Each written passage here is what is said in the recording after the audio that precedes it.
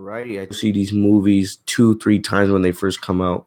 Right, the first time I go see it alone, you know, and then I go see it again during the weekend with my friends, so I get to see their reactions and all that, you know, and with the last couple movies I've seen, there was such high stakes, especially Infinity War, and I'll say this: Infinity War has a huge role in the uh, Deadpool 2 storyline.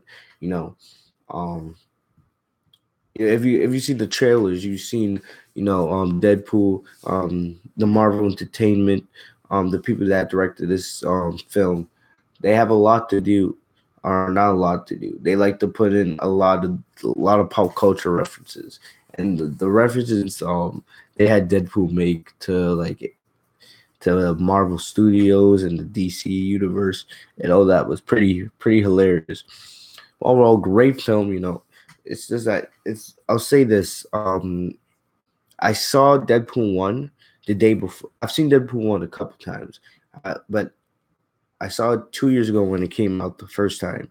But I watched it for the first time in like a year and a half. The other day, like yesterday, I just sat down and watched it for 2 hours. Before because I wanted to make sure I would remember what happened in Deadpool 1 and how that would have or how that would affect the events of Deadpool 2. You know, but you can definitely see that these universes, like the DC universe, don't really count that. But this universe, Deadpool universe, and the Marvel Studio universe are two completely different things, especially like with the tone, the storytelling, everything about it. Deadpool's universe is clearly it's based a lot around comedy, but it's just a fun story around it. Really good movie, really good movie. But this is a Deadpool 2 spoiler review. I just wanted to give that little intro just in case you're here and you don't want to be spoiled. Um but this is gonna be basically your final spoiler warning. From here on out, we will be discussing spoiler events of Deadpool 2. I'll say this: the ending of that movie, incredible, incredible, incredible. I'll say I feel like I could say this now because it's been almost 4 weeks now since Infinity War came out. We all know how bad or not that the ending to Infinity War is bad at all. I mean, how emotional the ending of Infinity War is. With half the Avengers dying, base Thanos wiping out half of humanity, half of the universe by snapping his fingers once he collects all the Infinity Stones. Right? It was good to see a calm. Well, I'm not gonna say a calm ending because the ending was emotional, but it was fucking hilarious. And then the end credit scene. Uh, oh, I don't know. It may have been a better end credit scene than any of the Marvel credit scenes. But I'm not trying to disrespect Marvel at all. No, I love Marvel. You guys know I'll always pick Marvel Studios. I love the MCU. I'm just saying that the Deadpool 2 end credit scene was pretty something else. But yeah, we're gonna get into our spoilers, right? And the first major spoilers, or the story or the movie starts off with basically Deadpool on a he's in this facility, he's in this workroom or whatever, and basically basically he's on a bunch of TNT and he blows himself to hell. And we all know Deadpool's powers. He has great abilities, all right, but he has mutant powers where basically he can't really die. All right, it's almost impossible for him to die, you know, because his powers he can blow himself up, but basically he'll regenerate every single time, kind of like Piccolo from the Dragon Ball universe. All right, but then Ryan Reynolds, who is Deadpool, explains to us that there's a reason for this. Kind of like in Deadpool 1, this is good. How basically Deadpool 1, the movie starts off with a scene, but then he has to explain to us what happens. So Deadpool 2 basically starts off 6 weeks before the scene where Deadpool is trying to kill himself, all right, or blows himself up. So basically, it starts off with basically um, letting us catching us up to speed of what Ryan has been up to since the events of Deadpool 1. Basically, he's still doing his gimmick, right? But now he's an international assassin kind of. He's not he doesn't consider himself a hero, but he's still, all the other stuff. So basically he's going around the world, going to other countries, like basically taking out bad guys, the way he describes himself, he's a bad guy that's just killing way worse bad guys. That's the way Deadpool operates. So basically, the movie starts off with him going to Japan, right? And he's fighting Japanese people. How he's been in Tokyo, how he went to Germany, Russia, just catching him up on all his adventures. And then he gets back home and he's fighting this guy. What was his name? I don't even remember. I really don't remember. I'm sorry. But then he goes, he's back home, like, and basically what happens is, he's fighting these bad guys, but he's in a rush to get home because it's his anniversary with Vanessa, who you guys didn't know, that's his girlfriend. I don't know if they ever got married though. I remember he proposed to her in Deadpool 1, but I'm not sure they ever got married. All right. But basically what happens is he basically fights these bad guys, all right, and then I'm forgetting. I gotta pull up the cast. As if this was the MCU, yes, I would know all the characters, but I'm not always familiar with all the characters in Deadpool's universe. All right, but the Indian taxi driver, you guys should know. Let me just pull up his name real quick. Cast. Where is he?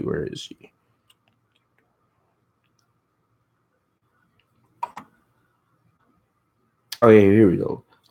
Dope Pinner. I hope I said his name right.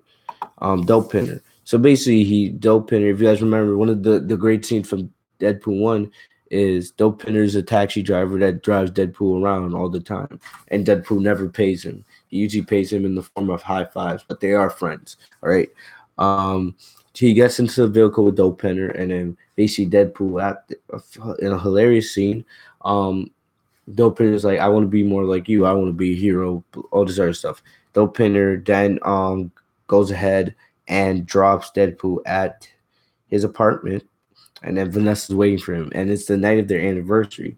All right, and then Deadpool's coming up with all these excuses why he's late. Vanessa's like, all right, no, you're lying to me.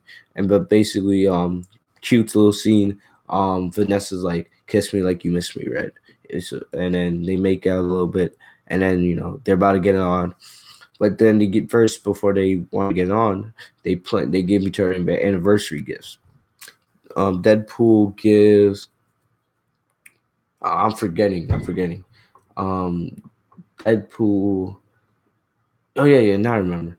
Deadpool gives Vanessa a what's it called? A token, right? Kind of like if you ever went to Chuck E. Cheese and you play the games, you get you need tokens so you can use the things at Chuck E. Cheese. All right. So basically, he gives Vanessa a token. All right. He gives Vanessa a token. And basically, that token represents where Deadpool and Vanessa met back in Deadpool 1. If you guys remember, they met at at the bar, but they before, instead of getting it on, having sex right there, they went to play what was it, skee ball, I believe. I never played it, I've never been interested in that, but they played skee ball, so it represents basically their relationship.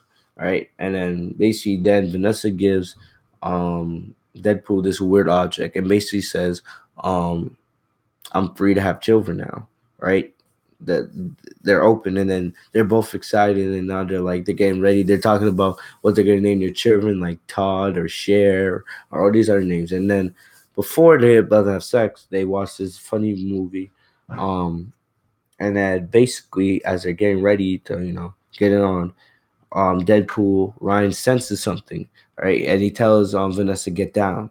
And basically these enemies, some of the same enemies Deadpool was just fighting before, come back. They're coming after him because Deadpool didn't kill them all. All right. He actually left some of them alive. They tracked him down. They tracked down his apartment. All right. And Ryan takes care of most of them, except there's one left with a gun. Right as Vanessa gets up, Ryan checks on her, and it looks like everything's all right. All of a sudden, a slow motion, a bullet comes in, and it hits Vanessa right, I think, right around her breast area, right, and then basically she dies right on the spot, all right. But it's like a slow motion scene, and basically, Ryan is emotional, crying, but then he jumps out the window, goes after the guy who's trying to run away. The guy tries to get in his car. Ryan slams him, out of the car. All right. And then basically, as you guys know, um, Ryan or Deadpool can't really die. So basically, what he does, he basically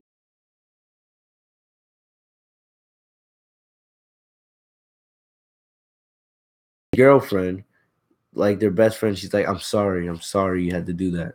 But basically, he puts himself right in front of I think it was a train, and then boom, that's how the movie starts. And then the movie starts kind of just in the similar way Deadpool 1 started, made to you by the real villains, all this funny stuff, and then basically and then basically like it basically goes around with the shot going around the theater. Like as the opening sequence or the opening intro is being played for Deadpool 2, it's talking about um brought to you by did the guys that really just killed Vanessa, and they're like, yes, she really is dead, blah blah blah. Absolutely crazy start to the film, you know.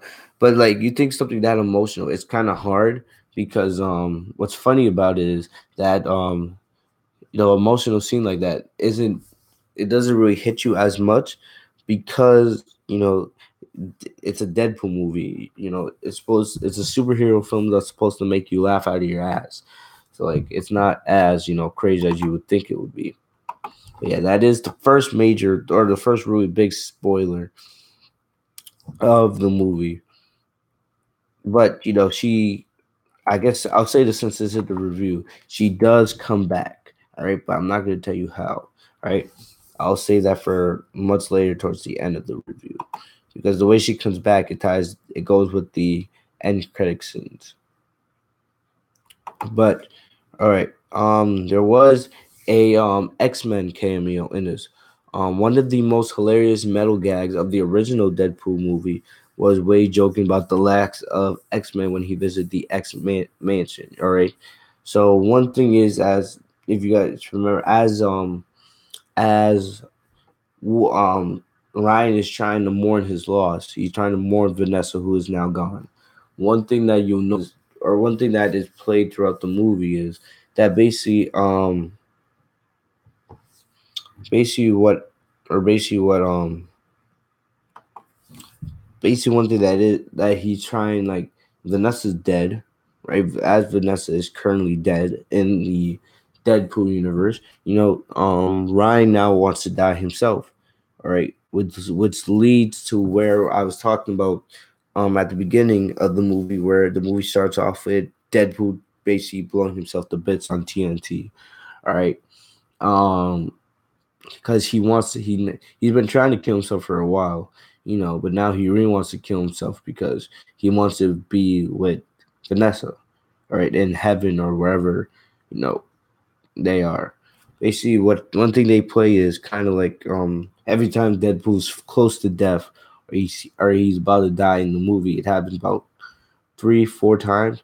Basically, it takes him to this world where basically they're back in their apartment, but it's kind of like a force field between these two, which was really good storytelling. And then Vanessa's like sitting on the chair watching TV, and then Ryan's trying to get in there. Um he's trying to get in contact. Why do I keep calling him Ryan, by the way? His name is Wade Wilson. My bad, guys. I know if you're watching the review, you're probably like, what the fuck is this nigga talking about? I'm sorry. I apologize for that. His name is Wade Wilson. So Wade's trying to get into the force field so he can get connected back with Vanessa. But Vanessa's like, as much as I would love for you to be with me right now, on the other side, you're not ready yet. They still need you. which is crazy. So basically, your heart's not in the right place, which becomes one of the major themes of this movie, even though it's a comedy movie. I also forgot to say, Deadpool stresses at the beginning of this movie that this is a movie about family, and we'll talk about that kind of later because it ties in with Colossus and all the X Force characters. Yeah, but anyway, back to the review. Um, yeah, one of the best things from Deadpool 1 was Wage talking about how there was no real X-Men. All right, and the reason why one of the funniest things I forgot to also mention is, I'm sorry if I'm forgetting some major details, but there was a lot that happened. Um, Basically, what happened with the beginning of the movie, if and this is a spoiler for another movie, Logan, who basically Wolverine. All right, we all know there's been like 1,000 Wolverine movies. All right, with Hugh Jackman, and the only reason why he did, he as much as he loved playing that character, the only reason why he did so many movies because he was hoping that um Marvel and Disney would come to agreement or where they would be able to connect the universe so characters like Deadpool, like X-Men, like Wolverine and Colossus and all those other characters, Green Lantern, they would all be licensed and be able to enter the MCU. All right, the reason why Hugh Jackman played so many Wolverine movies because he was hoping one day he loved playing the character, but he knew he couldn't play the character forever. He was hoping that one day he would be able to be do a crossover with Robert Downey Jr. and Chris Evans and Scarlett Johansson, Mark Ruffalo, Chris Hemsworth, Tom Holland, Chadwick Boseman, all of them. Hopefully, he wanted to do a X-Men, Fantastic Four, Avengers crossover in the MCU, which would be absolutely astonishing. Like you already seen all the characters they had in Avengers Infinity War. Imagine adding all those other characters and having some big giant matchup. All right. But anyway, back to the review and the spoilers. So basically, back there as Wade is recovering at the X-Men mansion because Colossus finds Deadpool and his body, his remains, or not his remains because he's not dead, but all his limbs all over the factory where he just blew himself up. Basically, he's like, come with me, Wade. You just need friends right now. Da da da da da. And he basically takes him to the X-Men matches because Wade doesn't want to go back to the apartment where him and Vanessa live because of all the memories there. All right. So basically, they take Wade to the X-Men mansion, and he's trying to recover. He's also recovering slowly because he just blew himself up, even though he has very fast healing abilities. He needs time to, still heal. All right. But in Deadpool 2, basically the only people at the X-Men mansion at this point is Colossus and Negasonic Teenage Warhead. And Wade cracks a joke at how empty the mansion actually is, alluding to Fox, which is the company that sponsors Deadpool, not wanting Deadpool to connect the rest of the X universe because there's a lot of different things, a lot of different misconceptions people have when it comes to the Deadpool universe. Because Deadpool, if they really wanted to, they could easily have Deadpool. Deadpool would be the prime character to basically bring together all the characters of the X-Men universe, like Fantastic Four, while Wolverine's dead, but the rest of the X-Men, Nightwing, all of them. All right. Um, but still, one day it's probably gonna happen. Probably they will have the act, so it's gonna happen one of these days. Um, there probably will be an X Force or an X-Men movie, even though there has been X-Men movies in the past. Now, with the way superhero movies are, especially with the success we've seen. I'm not talking about the DC universe because it hasn't been as successful as it should be. We're talking about like the MCU, and it's only a matter of time till we get an X Force movie.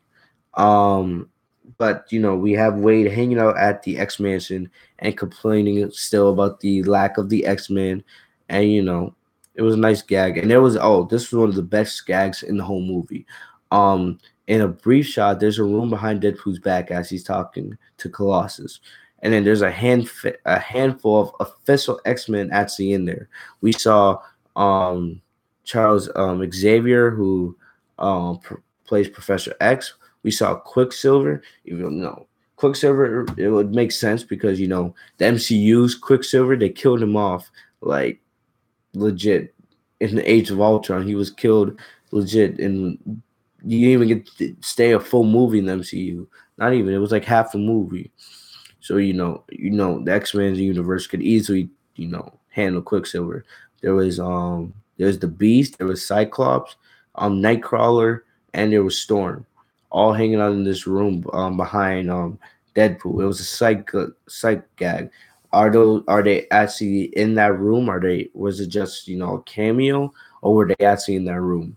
It it's up for interpretation. Maybe we'll find out more as more people see the movie, because the directors aren't going to answer that question now because the movie just came out. You know, but yeah. Next spoiler. This was a scene from the movie that was released before the movie came out. Um, so Deadpool becomes an X-Men trainee, which is a guy that they play throughout the whole entire movie. Basically, Colossus finally is able to convince Deadpool to join the X-Men, but then every time Deadpool mentions that he's part of the X-Men, they say trainee. He was never officially made an X-Man. Um, but there was one of the things was the struggle between Colossus and Wade Wilson. It's a continuation of the relationship they built from Deadpool 1. Is their relationship has never been perfect. There's a lot of misunderstanding. Colossus wants to make Wade into this hero, a great guy, but Wade's Wade's ego and comedy and his humor and his I guess you could say one of his weaknesses, that he doesn't take a lot of things serious. It hurts him. But Colossus basically ends up taking Wade on a mission. You know, they don't get lots of missions, but Colossus does take Wade on a mission to take down eight Ajax. All right. Um, but in the end here, as they go to face eight Ajax, Deadpool becomes a X-Men trainee. Um, and then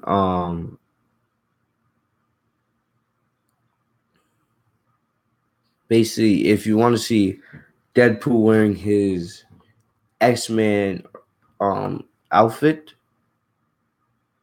he doesn't really wear it.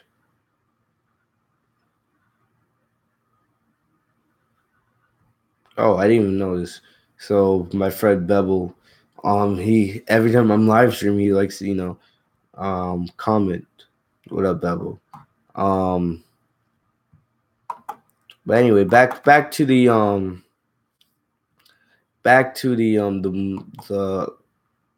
what things. This guy Bevel made me lose my train of thought. Back to the movie. Yes. Deadpool. Okay, now he's just getting gay with these emojis. Um. Anyway, back to the movie itself. Deadpool becomes a X-Men trainee. For those that were hoping that Deadpool would sport his X-Men outfit, he didn't. He just wears this cool little X-Men trainee penny shirt, which is kind of looks like a jersey that the Pittsburgh Steelers will wear. Pretty funny, but it is what it is there. Um, but basically, he only wore it for like 5 minutes because he eventually just rips the outfit off and just wears his normal red Deadpool outfit. Hopefully, I feel like as I said, it's only a matter of time until we get an official X-Men movie with Deadpool and the whole rest of the gang get involved. With all the success you've had, you see it, especially with MCU. Um, the second coolest person, Deadpool 2. Definitely, what's her name? The second person, basically, Domino. Zazie Betts, the way she played Domino, absolutely great job, great job. It made me want to see, Domino get her own movie one day. Will it happen? I don't know, cause you should, but if I had to answer the second coolest person in Deadpool 2, Domino.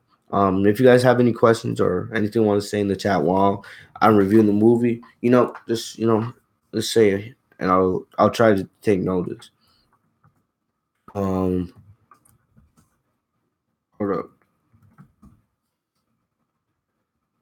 Yeah, hopefully once we get an official X-Men movie, then we'll officially get to see our Deadpool in his X-Men costume. I'm waiting for that day, but right now it's not the case. But I feel like we'll eventually get there. Will there be? I was going to say, will there be a Deadpool 3? But maybe we can talk about that at the end of the review. Um, did Deadpool? I heard Deadpool died in the movie. Can he die? Um, Okay, how should I answer that? Did he die? Um, let's just say we all know Deadpool. It's very difficult for him to die. All right, the guy has mutant powers. Did he die? I'm not gonna say he died really, because the mutant powers were always there, but it's almost impossible for him to die. It's basically like the guy could chop himself in like a million pieces. All right, Thanos could snap and he could be meant to die and it wouldn't happen. But yeah, one thing I guess I can mention this now. As I said earlier, there was a lot of Avengers Infinity War references. Basically, Deadpool took a lot of shots. Like when we see the introduction of Cable come in, he basically says, "Oh, why do you have a metal arms like your Bucky Barnes?" You guys didn't know, Bucky Barnes, the Winter Soldier. He has a metal arm in the MCU and in the Marvel comics. But that's the way it rolls there. Um, but yeah, basically what happens is Deadpool, basically Russell, which is the kid from the trailers, he is probably the real villain in the movie. He is the real villain in the movie because basically this personal conflict he has in himself. He's never had anybody, you know. He's been forced in this facility where he got his mutant powers, and basically he's been on his own and he's scared, you know, and he doesn't want to hurt people, but he has these powers. Some people relate to themselves being homosexual. Some people relate themselves being homosexual to mutants because they both have something great to share to the world. What do you think about this?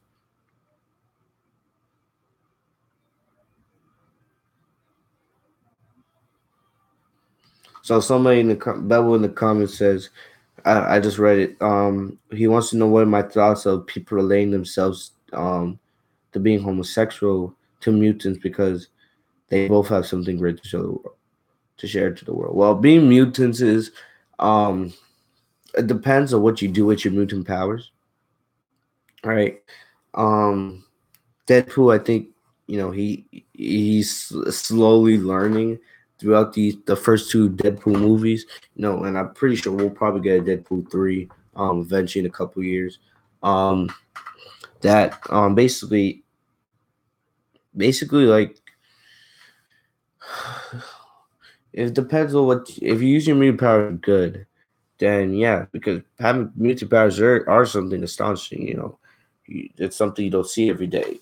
But being homosexual, I don't support homosexuals.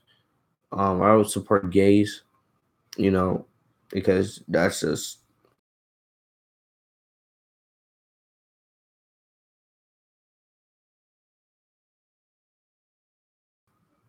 But I don't want to stick too far on that because I don't want to get too far off topic with the movie itself.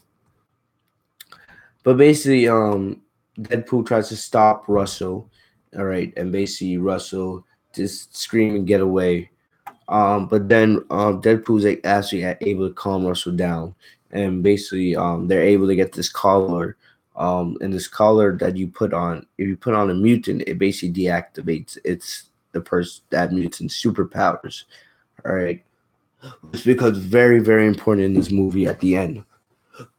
Oh, excuse me. Why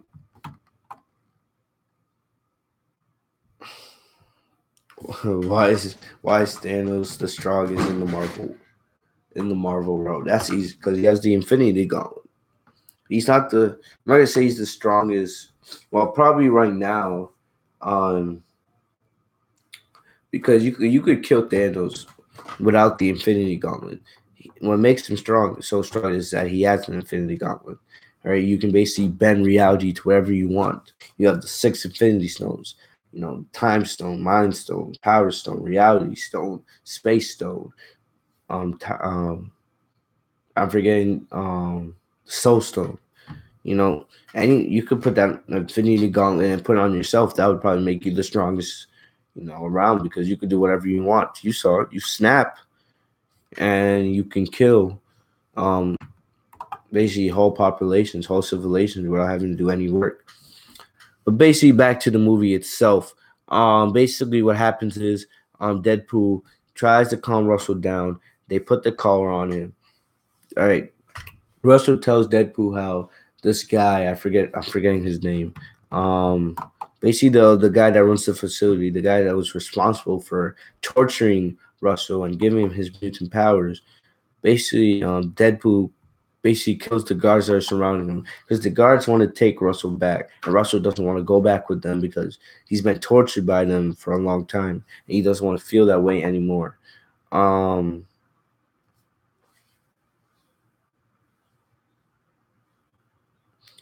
All right. Another comment. Some people relate Thanos to God and say that even Thanos can beat God. This put people in an uneasy place when deciding whether they want to submit to religion or not. What do you think of this?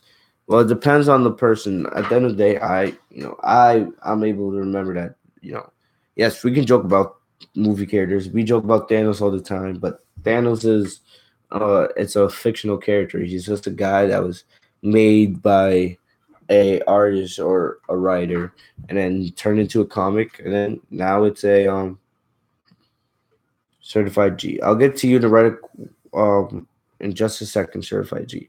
But also make sure to subscribe if you guys are enjoying the stream so far. But anyway, what happens is basically Thanos or any other character from any universe, from any movie, almost, it's fictional. All right, you know, like if you try to believe in the movie all the way where you try to actually make it your life, then that's where the problem is. I'm not gonna do no Thanos versus God thing because it would never happen. Thanos is just a fictional character. Um, God is, or in my opinion, depending on what you believe, God is real. All right. But certified G, what about the post credit scene? I haven't got there yet, but I'll say this quickly that post credit scene, basically, if you've seen some of the other X-Men universe movies like X-Men Origins, Green Lantern, basically Deadpool does stuff to them. Basically, those things don't become as canon as they once were. All right, and it involves time machine. Um, what do you think about incorporating Marvel movies into a sermon for church? Well, it depends on how you use it. You know, you know, you don't want you could use. It's good to use pop culture stuff like movies because it helps connects the audience, especially the youth, to what message you're trying to convey. Um, but you gotta be careful. Like you don't want the your message to be just focused on what movie or whatever you're using. You also want to have something serious brought along, and that helps with with bringing the message to yourself. You just said not to mix reality with fiction. Yes, but that doesn't mean you can't use something as an example. You know what I mean? Because the way I remember, we had a pastor that used Black Panther in a sermon. Thing that I enjoyed because we were all hyped to see the movie. But I think that one thing that helped is the most of the people in that church or heard that sermon at least they knew that it was still a movie at the end of the day. It was it was fiction. As enjoyable as the movie was, and the thing is, the pastor didn't try to actually make reality, um, and fiction two different things. Just also puts people at an uneasy place when deciding their lives to Christ. Exactly. God, I agree with you there because, and I know if you were ever watching this review, I'm just trying to answer um people in the comment section because I don't want to just ignore them. All right, but if you guys are watching this, you can fast forward to different parts, and hopefully I'll remember to incorporate timestamps for parts where I'm talking about when I'm talking in the chat and I'm talking about the movie itself. All right, but I hope you guys are enjoying the stream so far. If you guys are, make sure to subscribe and make sure to join the conversation in the live chat. But anyway, Bevel Vlog says this also puts people in an uneasy place when deciding their lives to Christ. I agree with you there. Um, because let's be honest, we live in a world where people are so easily perplexed and easily influenced by other things. And the thing about it is that's why we need people that know what's reality and what's not. All right, because when deciding whatever you are, because not everyone's religious, all right, not everyone believes in Christ. When deciding stuff like that, you have to be very careful because there's gonna be people that are gonna say, "What is Marvel the Illuminati?" Um, I don't know. I've never actually heard that. That is a very interesting question. Like that could be a potential discussion. But there's a lot of things you could say is Illuminati. Not only just Marvel, but you could say that about almost anything. DC, anime. It all depends on like how you incorporate that because everything influences everybody differently. But getting a little bit back to the movie itself, basically what happens is Deadpool basically starts shooting some of the guards and workers that worked in the facility where Russell was torturing, got his mutant powers, and basically Colossus is like, "What the hell are you doing?" And he basically pins Deadpool down, and they put one of those collars on Deadpool himself so that he can't use his powers. And basically, him and Russell get sent to this high maximum security prison where there's other fighters, other mutants, you know. But basically,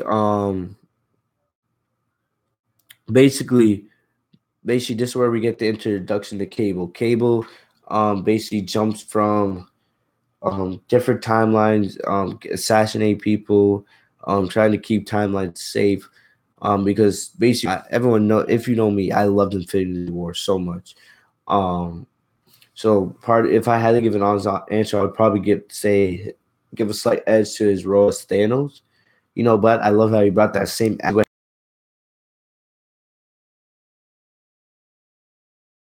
is he's supposed in this timeline, and we don't get well, actually we do get a reason why. All right, but we're getting that a little bit later in the film. But basically, he's supposed to as I say, he's from the future.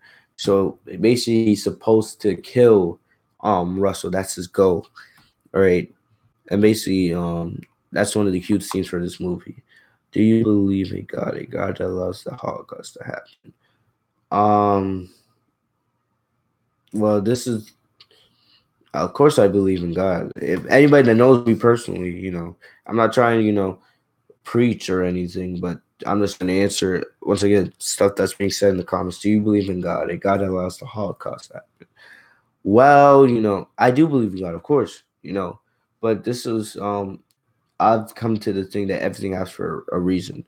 The same God that allows 9/11 to happen, World War One, World War Two, a bunch of human suffering, but it's part of His greater plan. And this is the same God that sent His Son to die on the cross for all sins, for a reason. Um, with the hope that one day he will return and take all that believes in him in heaven. You know, you know, God, how you explain that a loving God would allow this?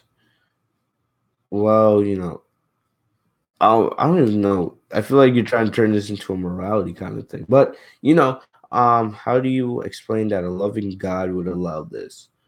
Um, well, what I would say is that we don't know the mindset of God. All right. One thing that I know is that God's understanding is something that we can never understand. All right. We cannot understand 5% of God. His intellectual, his greatness, his stature is something far beyond anything that we will ever know. So I'm not gonna sit here and then try to criticize God. All right. He's the perfect person. All right, but I feel like males or not males, humans set themselves down this road when Adam and Eve ate of the forbidden fruit in the Garden of Eden, and basically it all led to this happening. All right, and basically that because basically if you're asking why I love you God, you would have to also then explain why did God stop communicating with humanity? Because if you remember, if you look at the book of Genesis, you look at the book of Genesis, um, basically, or just the Old Testament in general, you see that God, basically, he communicates with people a lot more. In the New Testament, other than when Jesus is on earth, he doesn't really communicate with people as much. All right, and he doesn't really communicate, or at least what we know, as much today, because well, there was a lot more people living, or a lot less people living on the planet than there is now. There's 8 billion people. Would a loving God allow KD to switch to the Warriors? Um, God did give humans, I would say not males, but humans, the choice to do whatever they want. And well, we will all be judged one day for what we did on this planet. Where none of us are perfect. Not me, not you, not KD. You know, um, honestly, I don't know if I'll be honest with you. I don't know if God really cares about what's going on in the sports world. I feel he just cares what humans are doing in general. You know. But anyway, back to the movie. Basically in this facility, Cable attacks. Basically, Cable is supposed to be looking for Russell. And one thing that stresses or Wade stresses in the movie, or at least in the first part of the movie, is how he doesn't care about um Russell at all. He doesn't care about Russell. Um, excuse me. The reason why Cable wants to kill Russell is um Cable is in the present and he wants to. Well, he has the intent of killing Russell before he can become a villain because based on the way the timeline is on its way right now, Russell is on track to become a villain because of his influences and the way he was brought up and his anger towards being turned into a mutant and being tortured. So basically what happens is eventually Russell becomes a villain. In the way the timeline goes at this point, Russell's supposed to become a villain. He kills people, and then he becomes more and more violent with every kill. And then he ends up killing Cable's family. All right, but Deadpool wants to prevent Russell from getting revenge on those who abused him and going down the path to becoming a villain without killing the kid. He wants to basically save the kid and not let him become a murderer. All right. And basically the real problem of this movie is not Cable's really not really he's not really a villain. All right. The real villain is Russell. Russell must ultimately be saved from himself, be saved from becoming a villain himself and making him the real villain of Deadpool 2. All right. And here comes one of the largest spoilers. Basically, what happens is there's a huge fight scene in the prison that goes on for minutes with Deadpool and Cable. Cable's trying to figure out who the hell Deadpool is, right? And then basically, he stabs. There's a scene where he stabs Deadpool in his back, and Deadpool's like, "Dang, you're so dark. You're so vicious. Are you sure you're not from the DC universe?" Which is a clear joke on DC because DC's known for much darker movies. Just watch Batman v Superman. Um, oh my gosh, Bible goes like, "Would a loving God allow LeBron to surpass Jordan in the GOAT status?" Um, I don't think God really cares about who's the greatest basketball player of all time. So I don't know. I don't really have an answer to that. But I'll say this: Michael Jordan is the GOAT. LeBron James will never be the GOAT. But I'm not going to get into this debate right now. One of the other biggest spoilers of the movie is um, there's a maximum security section of the prison, and basically Wade and Russell notice this while they're in the ice box, which is where their prison or where their cell is. All right. But they don't get to see what the mutant inside is. Wade takes the time to make a fourth breaking wall joke about foreshadowing later how that person, the maximum security prison, will have a later have a role in the movie. Um but basically, later in the movie, after the initial fight between Cable and Wilson, basically the two beat each other up. Wilson gets his powers back because Cable accidentally knocks the collar off of Wilson, and basically these two fight. And basically it leads to them exiting the maximum security prison. All right. And this was right before Russell overhears Wilson saying he doesn't care about him. Wilson says to Cable he doesn't care about the kid because Cable's asking why are you protecting him then? All this other stuff. So they two get knocked out of the prison and basically they fall to a block of ice. Both are injured but not dead. But basically Deadpool falls into the ocean, a very cold ocean, and then and basically it's kind of like it's like he dies for a couple seconds. He enters back into this world where Vanessa is, but he still can't get through the force field. He still can't get to Vanessa. All right, Vanessa's like, your heart's still not in the right place, and then Deadpool's like, why? And then basically he realizes the kid. All right, Deadpool's like, oh, I gotta take care of the kid, and then yep, and then right in a second he comes back from the iceberg alive. Um,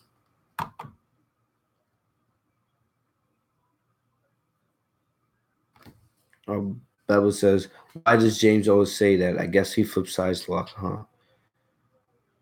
Hype beast alert. But anyway, back to the movie. Basically, Deadpool realizes that he must save the kid from himself. All right. And basically this leads for him getting back home and realigning with his best friend. I'm forgetting names. What's his best friend? I told you, man, I'm terrible with names, man. Terrible. Um.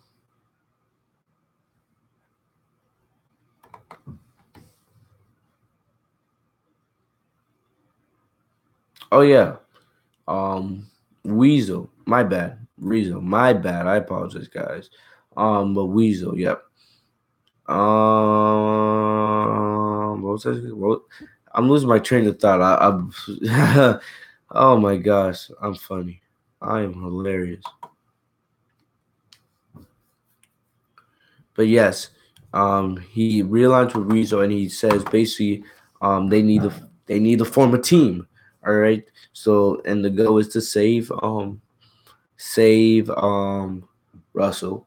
So basically, what's the plan is Russell and a bunch of other mutants are going to get transferred to a more higher security box. All right.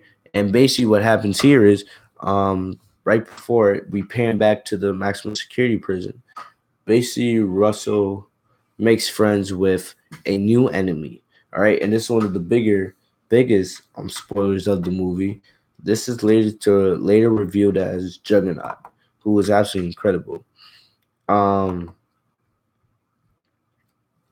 but later, Russell's plan is one of the things that Russell, um, Wilson told Russell, make friends with somebody that's not me. So make some friends with somebody that will have your back. And basically, Russell takes that advice to heart. And basically, Russell makes an alliance with this mysterious mutant who would later be revealed as Juggernaut to get revenge on the man who tortured him while he lived at the Essex house. All right. Um, we've seen Juggernaut in X-Men movies before. He was last in X-Men: The Last Stand when he was played by Vinnie Jones, but this is more closer to the comics version. The Juggernaut we see in Deadpool 2 is much bigger than the normal Juggernaut, and he's stronger, has more powers. Um, but most people already knew that because Deadpool 2 Deadpool 2 basically kind of spoiled Juggernaut was going to be in the movie based on the soundtrack. There was a um song dedicated just to Juggernaut. So you could tell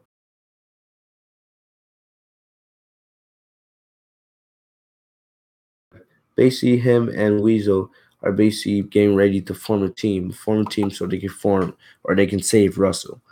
Right? This leads to, if you guys remember the trailer, the formation of the X Force. All right. We got Terry Crews, all of them.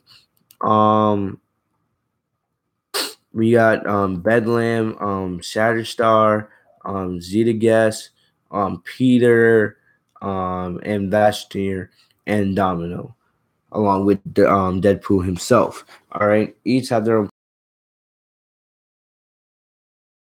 own, save Russell. All right, but basically, they get into a plane, and basically they're right about hovering over this van that has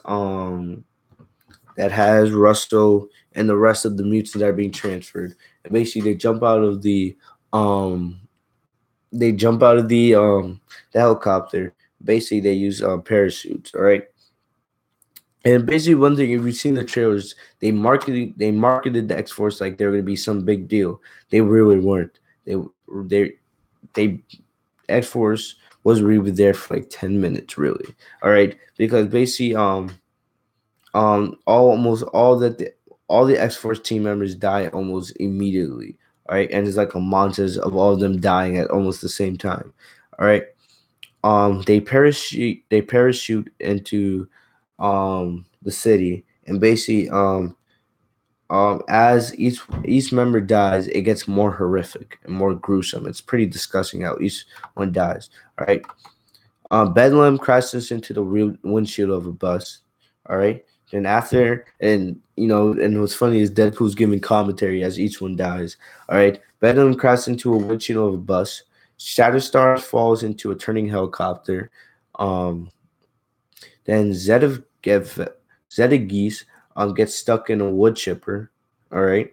Then Peter's trying to help Zedegeese get out of the wind chipper, but then the mutant doses him in poisonous po- po- poison poisonous acid spilled, um, which kills Peter before Zedegeist himself dies in the wood chipper. All right, and then Vansir crashes into power cables and electrocutes himself. The only person that makes it up is Domino. All right, Domino basically has this superpower of she's a badass. She kind of she reminds me of Vansir from what is it called? Vansir from Vansai from Thor Ragnarok. Basically, she's lucky, and basically, she's actually lucky. Almost nothing bad ever happens to her, and you see that all through the movie. Um,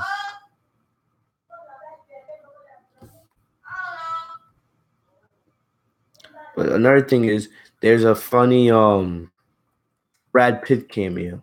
All right, there was at one point last year where there was rumors going around that Brad Pitt was going to be the one to play Cable, but that eventually went to Josh Brolin. All right, but Brad Pitt was in Deadpool too. He had one of the best cameos in the movie. Um, he wasn't Cable, but basically, and it's basically one of the quickest. What am I saying? It was one of the quickest scenes in the whole movie. We see we see basically we see each of the X Force we see most of the X-Force members dying. Vancier hits some power lines and he electrocutes, as we already went over. And the only time it's based on the only time you actually see Vancier, because Vancier's character is visible. All right, or invisible. That's basically his thing. You can barely ever see him. But guess who's the one that actually plays Vancier? It's Brad Pitt himself. All right, and it's confirmed in the credits. It's basically a very quick scene. If you don't see it, you'll miss it. All right, but it's pretty cool. Basically, there's what happens is Um, there's a fight. There's a fight between um Deadpool, Cable, Lucky, and eventually um, Russell and Juggernaut get out in the midst, and it was a pretty hilarious fight. And basically, what happens is, um, basically they all die. I'm just kidding. Basically, what happens is, the fight ends up with Juggernaut basically saving Russell, and basically Russell tells Deadpool, "I don't need your help. You betrayed me." Blah blah blah. Eventually, Russell and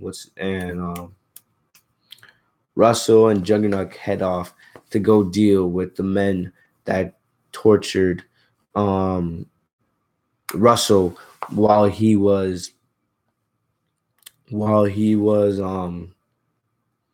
living at Essex, getting his mutant powers. Basically, one of the funniest scenes is basically Juggernaut rips Deadpool in half. Basically his basically all he had basically ripping his legs off out of his body, and basically there's a funny scene where Lucky is using Deadpool's the rest of his body as a backpack because Deadpool doesn't have any legs, he can't walk. So basically they take him back to the blind woman's house. If you guys remember, let me see if I can remember her name. I have the castles right here. Yes. Um Blind Owl. They bring her back to Blind Owl's house. You know, and one of the most hilarious scenes of the movie.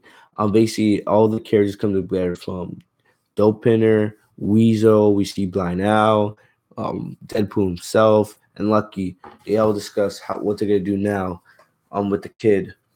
And basically, what's funny is, we all know, Deadpool has his mutant powers, and he's trying to heal himself. You know, but what's funny is it's kind of funny. There's a scene in Deadpool 1 where Deadpool loses his hand, right, and it grows back. All right, but it grows back like a little baby. All right, they did the same thing here in Deadpool 2, but with his legs. His legs are so small they look like a baby. All right, as they're slowly growing back. All right, and basically what happens is Cable shows up.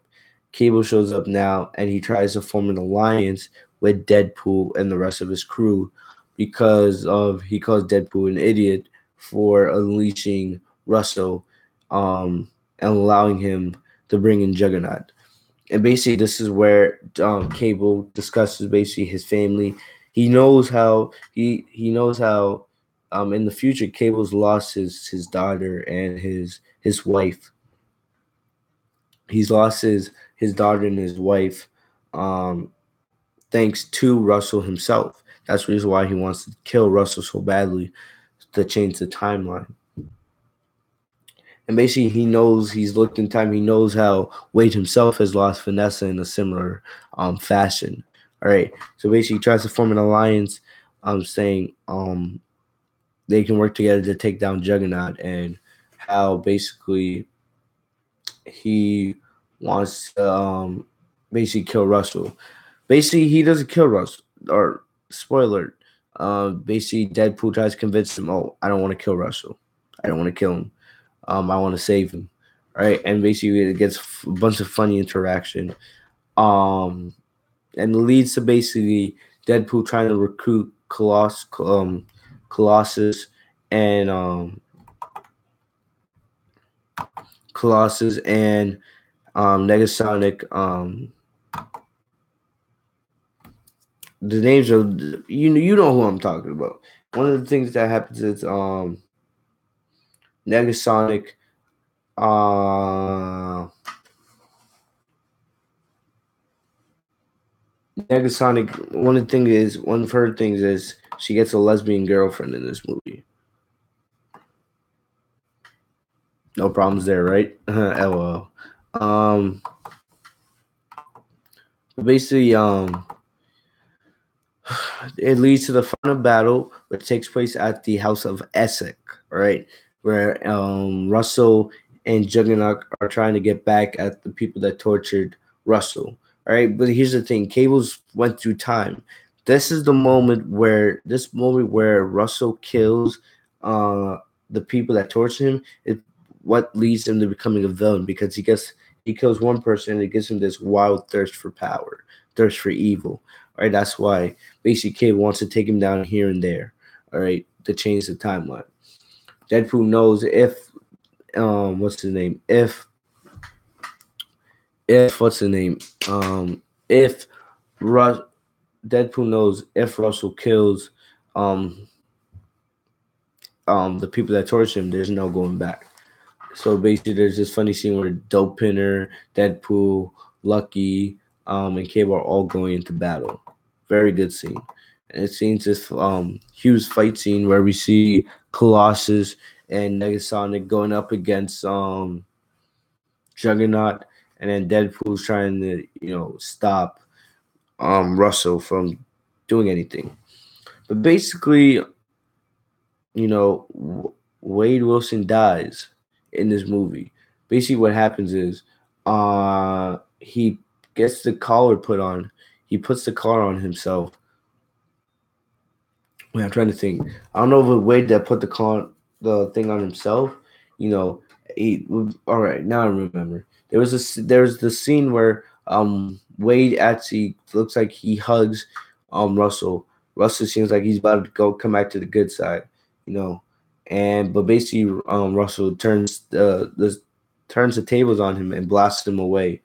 And basically Deadpool basically puts on the collar, basically ready to sacrifice himself. Russell is about to shoot Cable, all right? But actually, no, I'm wrong. Basically, I'm wrong. I'm sorry, guys. Wilson says to Cable, Wilson says the Cable, don't kill him. But there's one bullet left in Cable's gun, and he's about to fire and kill Russell. Deadpool intercepts the bullet and takes himself. Usually, he wouldn't do anything to him if he wasn't wearing the collar, but he was wearing the collar. So basically, he dies. He kind of dies,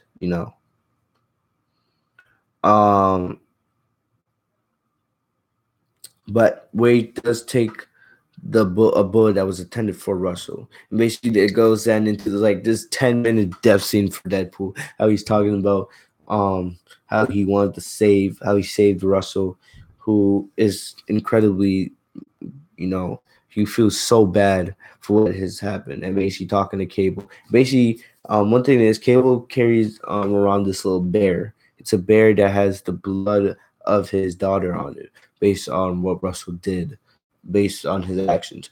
Basically, what happens with the death of Deadpool himself, basically that changes everything. It changes the whole timeline. So now in the future, Cable's family, his daughter and his wife, aren't actually dead. They're safe. All right. But basically what happens is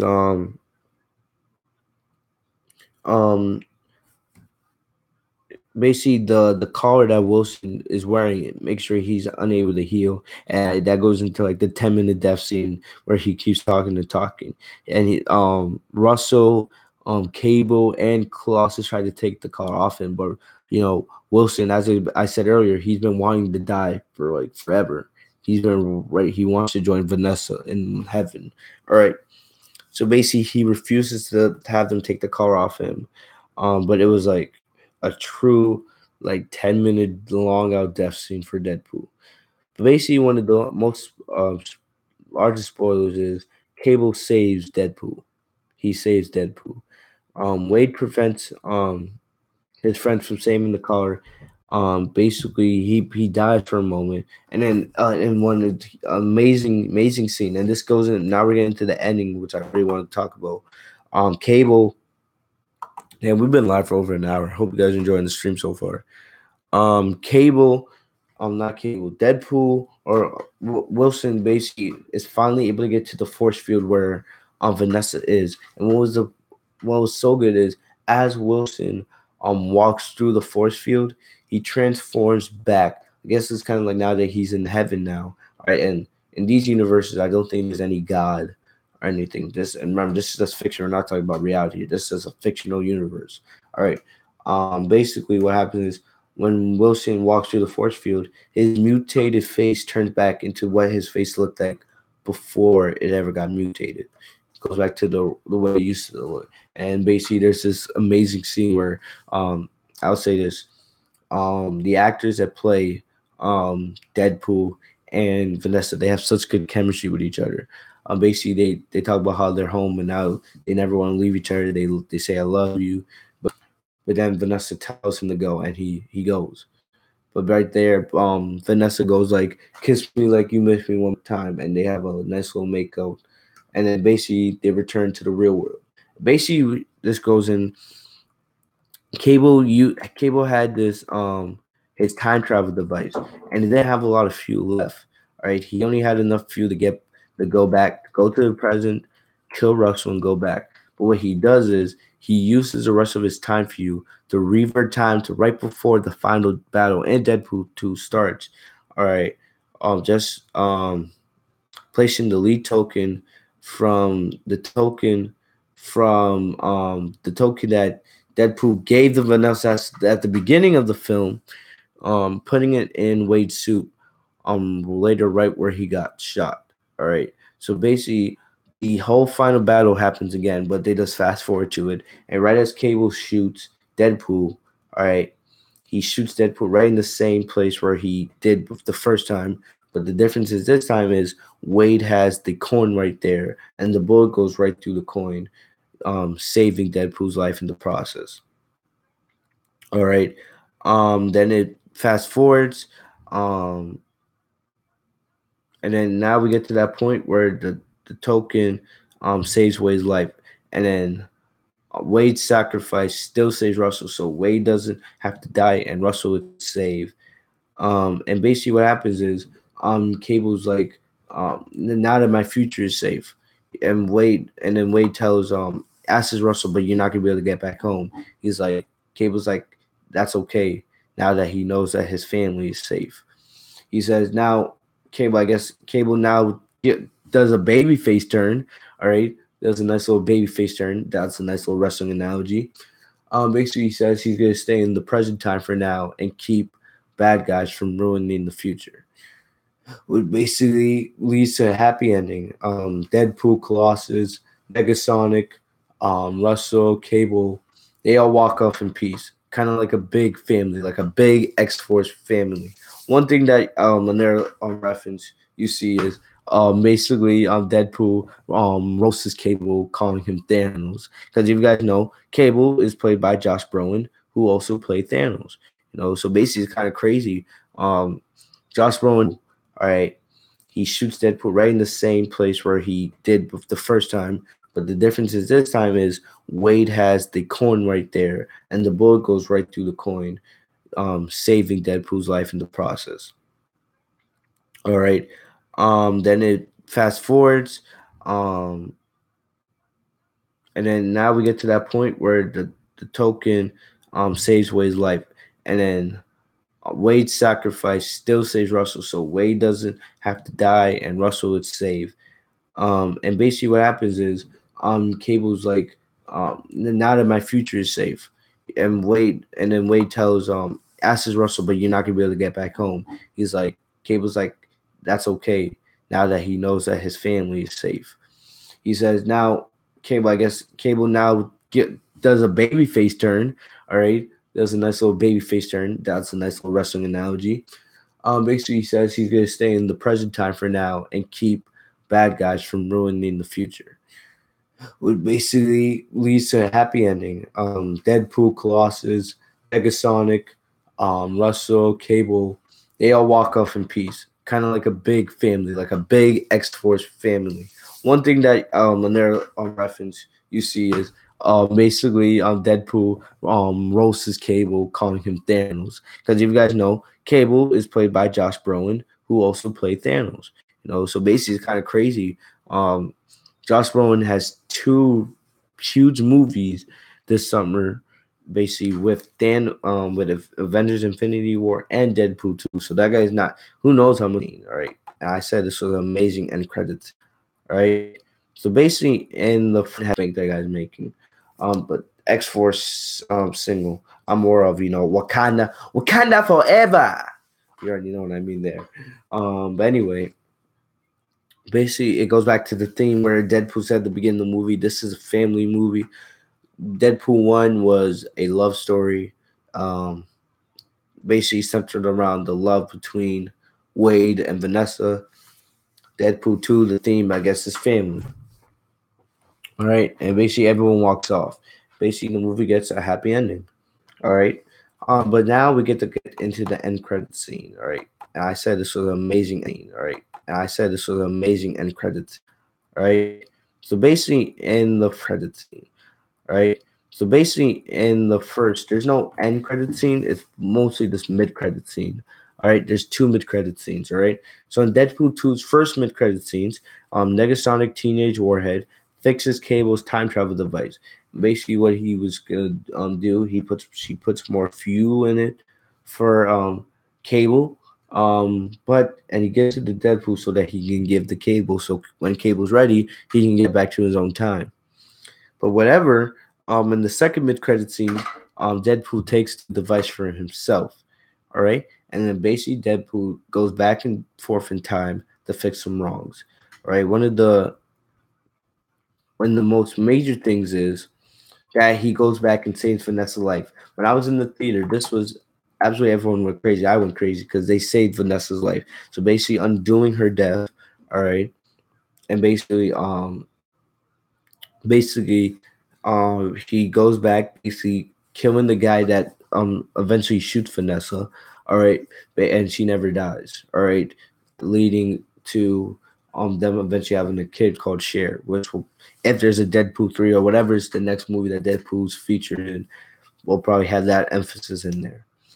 All right. Also Deadpool goes back, which was absolutely amazing. They go back and the way that basically the way that they were actually able to incorporate this scene, the fact that they were able to incorporate these two scenes, Negasonic Teenage Warhead fixes Cable's time travel device. Basically, what he was gonna do, she puts more fuel in it for Cable, and he gives it to Deadpool so that he can give the Cable. So when Cable's ready, he can get back to his own time. But whatever, in the second mid credit scene, Deadpool takes the device for himself. All right. And then basically Deadpool goes back and forth in time to fix some wrongs. All right. One of the most major things is that he goes back and saves Vanessa's life. When I was in the theater, this was absolutely everyone went crazy. I went crazy because they saved Vanessa's life. So basically undoing her death, all right, and basically he goes back, basically killing the guy that eventually shoots Vanessa, all right, and she never dies, all right, leading to them eventually having a kid called Cher, which will, if there's a Deadpool 3 or whatever is the next movie that Deadpool's featured in, we'll probably have that emphasis in there. All right. Also Deadpool goes back, which was absolutely amazing. They go back and the way that basically the way that they were actually able to incorporate this scene, the fact that they were able to incorporate these two scenes and keep them from how do I say it, make them in a way, editing them for them to look like they appeared in Deadpool 2. So basically they put in the scene, they incorporate the scene from X-Men Origins, Wolverine. Basically the Deadpool is in that movie, but it's basically in that point Ryan Reynolds in that movie. Basically he kills Wade Wilson right after, and this is Wade Wilson that had just undergone the procedure that sewed his mouth shut, so he couldn't talk because people found him so annoying. Basically, he kills that version of Wade Wilson. Um, basically, um, basically deleting the fact that Wolverine never met Wade Wilson. Also, what happens is basically he travels to Ryan Reynolds' office, the actor, the real guy, Ryan Reynolds' office, as the actor is sitting down in 2011 with 2011's Green Lantern script. All right, and he kills Ryan Reynolds so that Green Lantern will never happen. If you guys know, Ryan Reynolds, who plays Deadpool, also played Green Lantern, basically making the events of Green Lantern never happen. All right. So yeah, basically that was the major things. So Deadpool 2's base Deadpool